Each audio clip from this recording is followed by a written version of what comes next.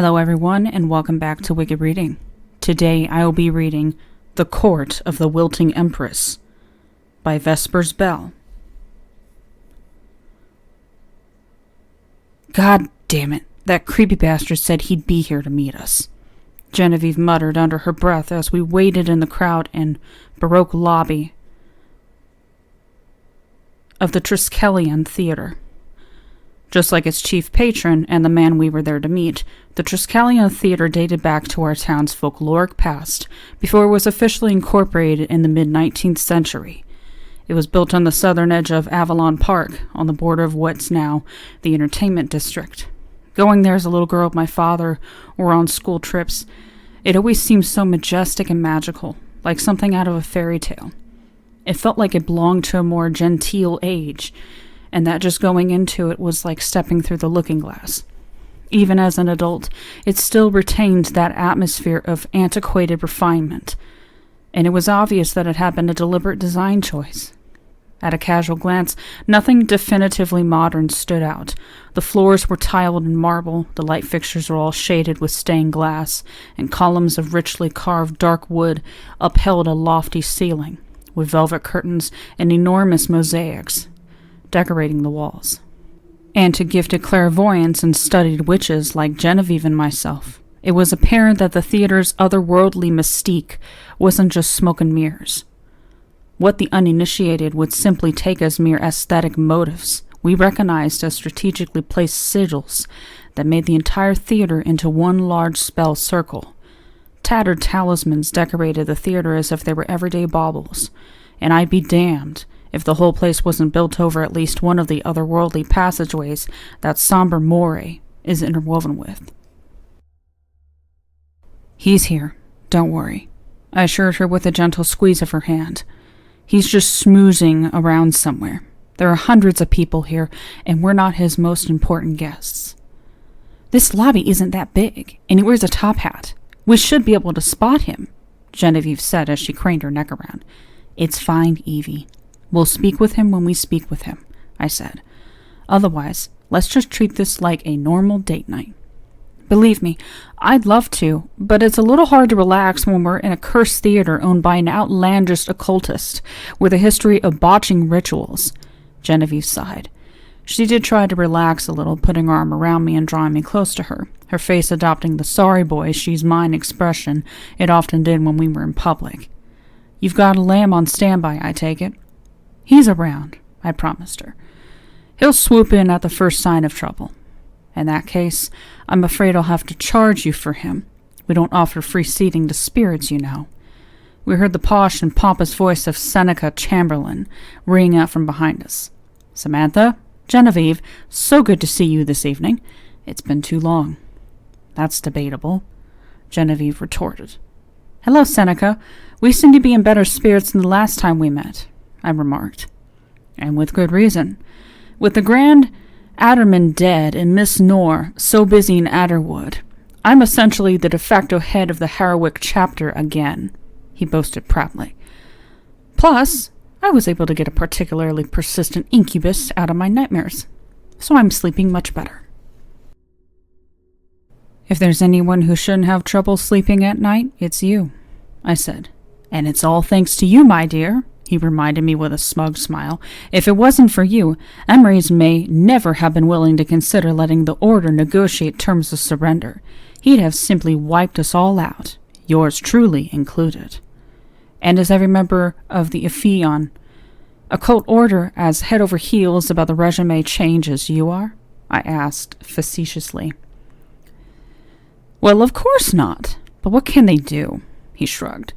The darlings are unaccounted for at the moment, but most of us don't have our own private basement universe to bunker down in. Emery's chains are broken, and his avatar is restored to its full power. All we can do is mumble about it and hope he doesn't catch wind of it. We've heard that Empress has built some kind of spire in Adderwood to better control and exploit the multiversal pathways that run through it. Is this true? Genevieve asked. It most absolutely is not. Empress and Petra built the shadowed spire, he replied. Shame on such a self-exonerated feminist like yourself to marginalize her contribution to so magnificent a megalith, erasing the greater woman behind the great man, or whatever self-indulgent twaddle you usually peddle." Genevieve glowered at him in barely restrained rage, and I gently placed my hand on her and put myself between them. "When we last met Empress and Petra, they were working alongside an entity who called himself Matham Meister," I said. "He was personally after the Darlings, and his people in general seemed to have a penchant for slaying gods and taking their powers as their own. Did Evie accidentally marginalize his contribution to this spire as well?" Yes, now that you mention it. I believe he did provide them with at least some of the know-how on how to better tap into the Nexus in Adderwood," Chamberlain replied. "What of it?" "Since the spire was erected, I've noticed a shift in the ley lines running over Herwick County, ley lines which this very theater was constructed to take advantage of," I replied. "Tonight's performance isn't just a play, is it? It's a ritual meant to take advantage of the Shadowed Spire's impact on the Veil." "You're trying to summon another god, aren't you, Seneca?" Genevieve accused. "Matham Meister didn't just agree to help with the spire because he wants revenge on the Darlings. He expects regular sacrifices of divine ichor to feast on, and he expects the Order to supply him with it." "Please, you're both being paranoid," Seneca said dismissively. "Do you really think I'd try something like that after my fiasco with summoning Emrys?" "Yes," Genevieve and I said together. "Well, you are both sadly mistaken. I can assure you that there will be nothing preternatural about tonight's performance aside from the on-stage chemistry of the cast. I simply invited you here as a display of gratitude for all that you've done," he claimed. "Now, if you will excuse me, I have a couple of other guests I'd like to greet before the show starts. I suggest you get your final refreshments and start making your way to your seats. I'll be sure to wave down from the Emperor's box." I started to object, but he was already off and tracking down another patron. "We're going to have to clean up his mess again, aren't we?" Genevieve sighed. "If we don't, who will?" I shrugged. "Let's just hope that it doesn't take 3 years this time." We grabbed some goblets of hot mulled wine and bags of gourmet caramel corn and made our way into the theater. We had balcony seats, granting us both a decent view of and a sense of security from anything that might transpire below. As we waited for the play to start, I took a glance over the playbill we had been provided. "I've never heard of this play before," I remarked. "The Wilting Empress, goddess of all things dying, but not yet dead, appearing both to men on their deathbeds and entire worlds on the eve of their Armageddon, merely to savor the spectacle of their demise. She offers no true salvation, but those desperate enough to escape hell or oblivion may enthrall themselves to her in a state of eternal dying, when she and her emissaries appear to a village in the embrace of a virulent plague.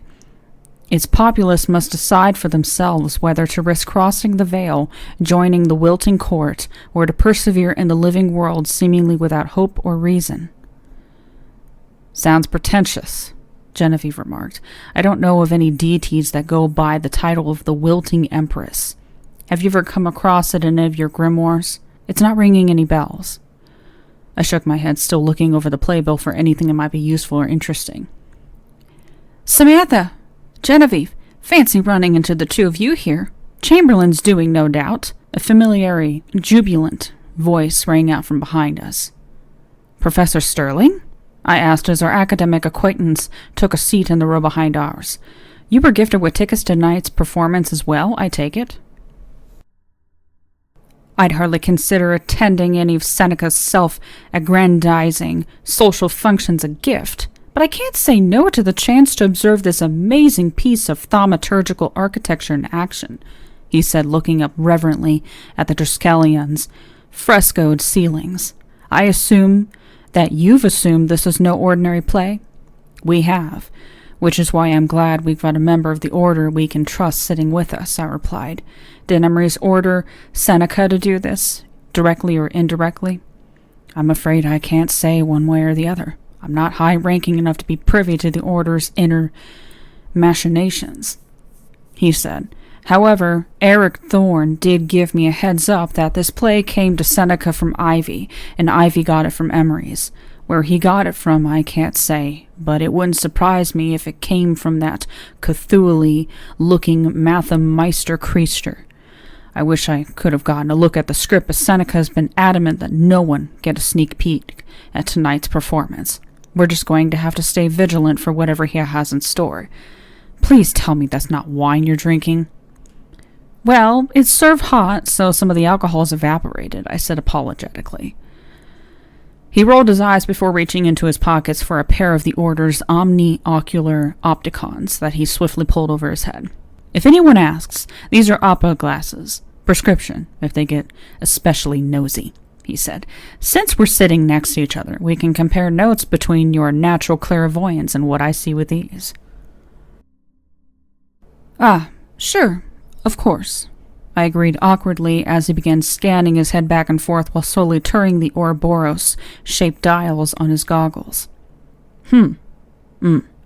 Definitely a good place for a seance, but I'm not picking up any spectral entities yet, he agreed. Hold on, I think I got something. There's a source of ectoplasmic condensates just to your left, with a chthonic aura to boot. It's a damn spirit summoned from the underworld by some kind of necromantic... Wait, that's just a lamb, isn't it? I hummed, turning to my spirit familiar and giving him a warm smile. Find anything? You were right about the Kunikuli. There's a passage right beneath the stage with a trapdoor leading straight into it, he reported. I tried shadowing Seneca for a bit, but he knew I was there and he didn't let anything sensitive slip. The cast seemed a bit nervous about the play, but I didn't get the impression that any of them were in on what Seneca was up to. What's he saying? Sterling asked. These things don't have audio and I can't read lips. He says there's an entrance to the Kunikuli beneath the stage, I replied. If it's open, then this whole theater will become a psionic resonance chamber, like the one under Pendragon Hill. This place is already laid out like a spell circle, and every person in here will be a living node inside of it, Genevieve said. What if he's planning on sacrificing all of us? Maybe we should just pull the fire alarm and evacuate the theater. Call me naive, but I don't think even Seneca could get away with mass murder on that scale, I replied. We're part of the spell circle, but I don't think the audience is the sacrifice. We need to see what he's up to, see this wilting Empress for ourselves. I say we stay. Fine, Genevieve relented, taking a sip of her mulled wine. Elam, don't go too far. We might need you if things get ugly. Don't worry. Being dead's still not enough to make me want to let my guard down within gunshot of Seneca Chamberlain, Elam said, settling his stance as he prepared to stand guard over me. I held out my bag of caramel corn as a thank you, and he discreetly took a few kernels. Should he really be doing that here? Sterling asked, raising his goggles to see what a ghost eating caramel corn looked like to the unaided eye. It's dark and no one's paying attention, I assured him, offering him some of the corn as well. Seneca's here. The show's about to start, Genevieve announced. We all looked up and back at the Emperor's box and saw Seneca standing at the edge and waving to the audience. As promised, he waved at us in particular and even shot a melodramatic finger wag at Elam for sneaking into the performance. Is that a Rowbritter sitting up there with him? Genevieve asked in disdain. Looks like him. Who else is with him? I asked as I strained to get the best view I could without drawing attention to myself. The guy in the red glasses is Mothman, the guy who owns the auction house, Elam said. I don't recognize the woman, though. I could see that the woman had long, midnight blue hair and a matching dark stripe, either makeup or a tattoo, running across her eyes. Despite the dimness and distance between us, there was no mistaking the sigil of Baphomet branded upon her forehead. That's Pandora Nostromo. The Nostromo family runs a chapter house somewhere in the Alps, so she doesn't come by Sombre More too often, Sterling said. Good thing, too, she's one of the Order's most powerful Baphometic witches. I already told you! Baphometic cultists are not witches, Genevieve hissed at him. Not the time, Evie, I whispered. Whatever you call her, her presence here tonight is concerning. I doubt she came just to catch a premiere. Before any of us could say anything else, the curtains on the stage were pulled and the play began. As we had inferred from the playbill, the play was quite dark. The opening scene had some tossing bodies into a mass grave. Some of the characters turned to God in their desperation, others to science, but many were angry at both for failing to deliver them from their plight. There wasn't much action in the first act, just people suffering and philosophizing about it, with most of them succumbing to despair and hopelessness. It wasn't until the end of the first act that we had the first mention of the Wilting Empress. A teenage boy named Osmond, desperate to save his mother from the plague, starts having visions about the Empress. Most of the other characters dismissed him as delusional, if not mad from the plague himself. But he develops a growing messiah complex as he prepares to summon the Empress, planning to save not only his mother but the whole town. The third act opened with Osmond digging up the mass grave under a blood-red full moon. He was rambling in a perfect blend of mad hysteria and theatrical monologue, communicating with the audience while maintaining the fourth wall. The scene reminded me of when I had found a lamb digging up the grave in my cemetery, and I suddenly got a very uneasy feeling in my stomach. I watched with mounting dread as Osmond hauled up a corpse from the mass grave. As he tore away its wrappings, the audience was horrified at the reveal of a disturbingly realistic body. I brought my hand to my mouth to stifle a gasp, not because of the dead body, but because this was not the first time I had seen that body. Samantha? Samantha, what is it? Genevieve whispered as she clutched my other hand. That's the immaculate corpse Sheether took from my cemetery 2 years ago, I whispered back. The one Artaxerxes substituted for himself at his deal with Persephone. Sterling shot forward in his seat, fine-tuning the dials of his opticons as he analyzed the body on stage. Oh God, this is bad. This is really bad, he muttered. The audience gasped as Osmond pulled out a consecrated athame and began carving a sigil into the corpse's chest. Just as it had when I prodded it with my athame, the body shot to life and reached out to strangle its defiler. Unlike me, however, the actor playing Osmond was prepared for this and wore some kind of protective collar that kept the corpse from crushing his windpipe. Osmond chanted foul-sounding incantations as his blade carved deeper into the undead corpse, and I could see dark forces starting to coalesce around him. I looked up behind me towards the Emperor's box and saw Pandora standing at the edge. The sigil on her forehead was glowing, and she was mouthing the same incantations as Osmond was. Seneca glanced down at me and smiled, seemingly unconcerned with this turn of events. Should we stop this? Genevieve asked. It's too late, I gasped with a shake of my head. Just as I finished speaking, Osmond had finished the sigil on the corpse. The Stygian blue blood, gushing out of the lacerations, formed a seal that looked vaguely goetic, though it was hard to say for certain from that distance. A torrent of dark energies came gushing out of the sigil, blowing Osmond aside and pinning the corpse to the floor. An aged and feminine voice began screaming so loudly the whole theater began to vibrate, and I clutched onto Genevieve as I feared either the roof or the balcony might collapse at any minute. Incorporeal beings of dark mist shot out of the sigil like cannonballs, while their front halves were gaunt and skeletal humanoids. Long and frilled tails undulated behind them as though they were some sort of sinister spectral mermaids. There were 13 of them, I think, and they settled at a buoyant altitude and began slowly circulating around the theater, one coming so close that I could have touched it. Pandora, I noted, did touch one, and it recoiled from her hand like a struck dog.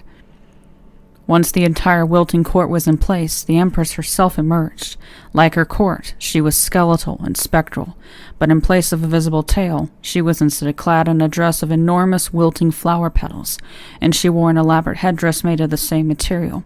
She grew to an immense size, several times the height of a regular mortal. When she was fully emerged, her screaming came to an abrupt end as a deadly silence fell upon the theater.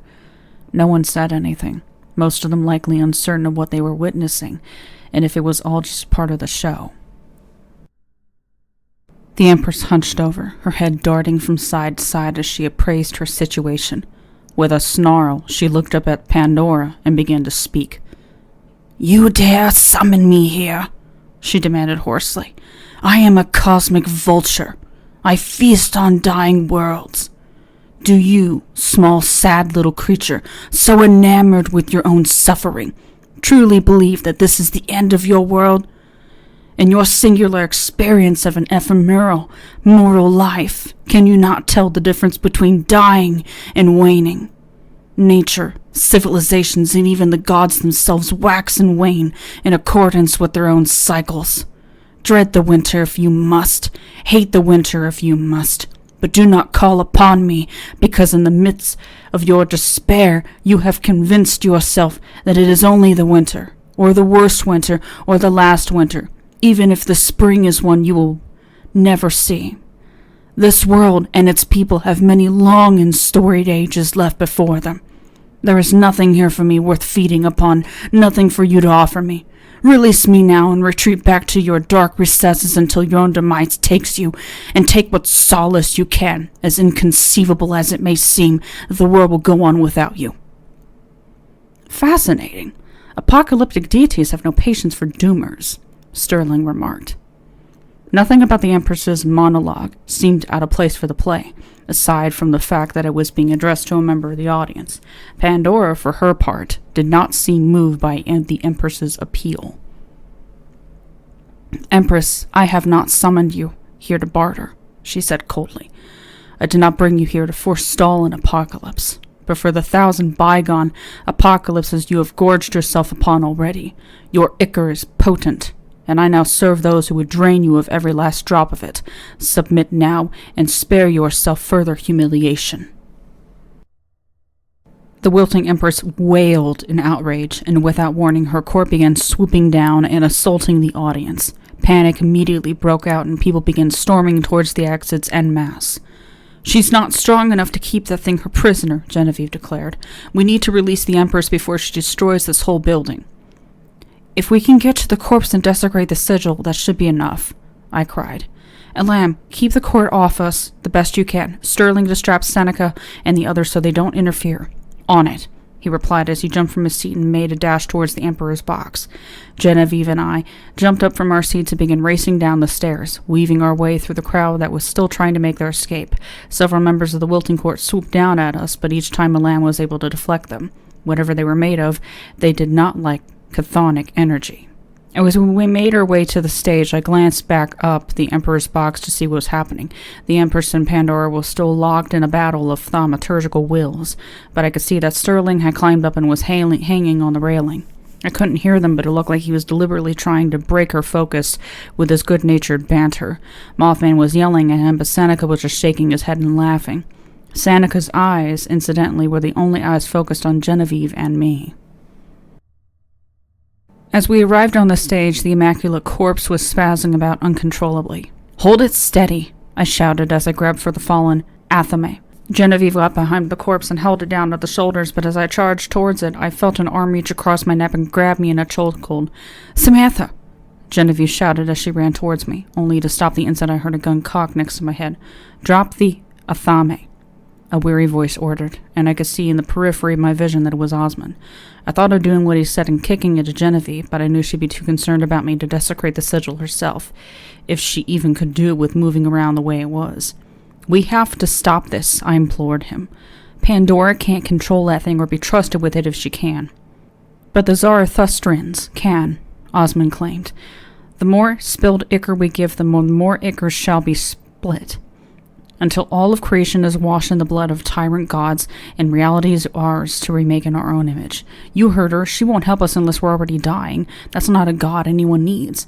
The Zarathustrians took their fate into their own hands eons ago, and they can help us do the same." "Get that fucking gun away from her head!"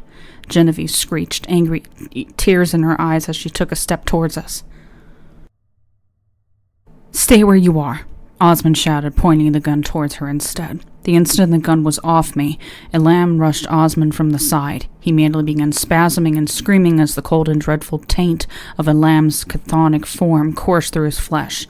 As Genevieve went for the gun, I wasted no time jumping on the corpse, pinning it down just long enough to lash the sigil with the Athame. As soon as the center sigil was desecrated, the spell circle was broken. With nothing holding her back now, the wilted Empress unleashed a shockwave of telekinetic energy that sent Pandora flying backwards. She then dove back down, punching her way straight through the stage and into the crypto-chthonic Kunakoli down below. Her entire court dove down after them, one after the other. but the very last one took a slight detour and possessed the immaculate corpse instead. We stared on in horror as the revenant moved in spasmodic but now purposeful movements, springing to life and jumping down into the pit below after the Empress. "Stop them! Stop them!" Pandora screamed as she ran towards the stage. She likely would have chased after them had Mothman not been there to hold her back. Now, Pandora, you know full well running off ill-prepared into the Cunacoli is suicide," Seneca chastised her as he approached the stage himself, pulling Sterling by the ear along with him. He threw him towards us and then snapped his finger at a pair of his guards, who rushed to remove the semi-conscious body of Osman. "Your leading actor just held Samantha at gunpoint," Genevieve shouted as she angrily waved the gun around. Now that I could get a better look at it, I saw that it was an ornately engraved antique flintlock pistol, the kind that Seneca himself was infamous for possessing. "This is one of your spellwork pistols, isn't it, Chamberlain?" "I swear I've never seen that gun before in my life," he said with a smirk, "but feel free to keep it as compensation for your troubles. I'm just glad you two are all right." "What the hell were they doing down here in the first place?" Pandora demanded. "If they're the reason we lost the Empress."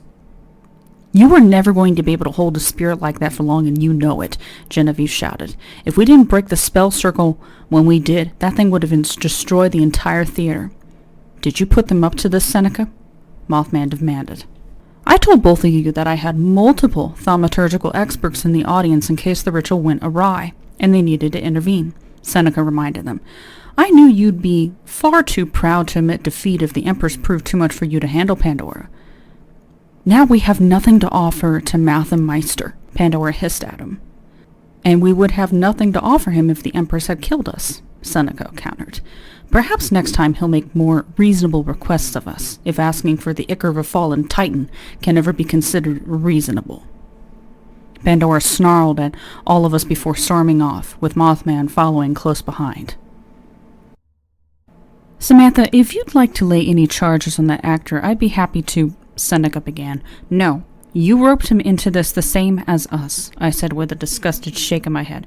"Tell me, though, who was that gun intended for?" "Not for you, of course. An ordinary gun would have been sufficient if that had been the case," he insisted. "No, it was simply better to have it and not need it than need it and not have it. I am truly sorry that you were ever at the receiving end of it, my dear. You're the last person I would ever wish any harm upon." "Because I'm so useful to you?" I asked flatly. "Useful and insightful," he quipped back. "Seneca," Ralbritter called up from the Emperor's box. "We need to be reporting this, yes? We should be leaving." "Of course. Ladies, Professor, and the late Mr. Crow. Thank you so much for attending this evening. I can't wait to see you all again." He said he made his way out of the theater. "Seneca, wait. Where the hell did you get your hands on that corpse?" I demanded, but he was already out the door. "Should we go after it?" Genevieve asked. "No. Seneca was right.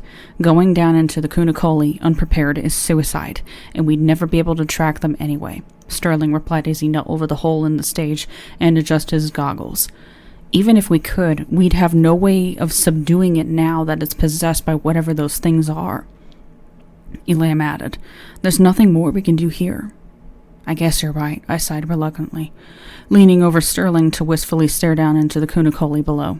And considering how connected it is to Artaxerxes, I doubt Seneca is just going to let it go that easily either.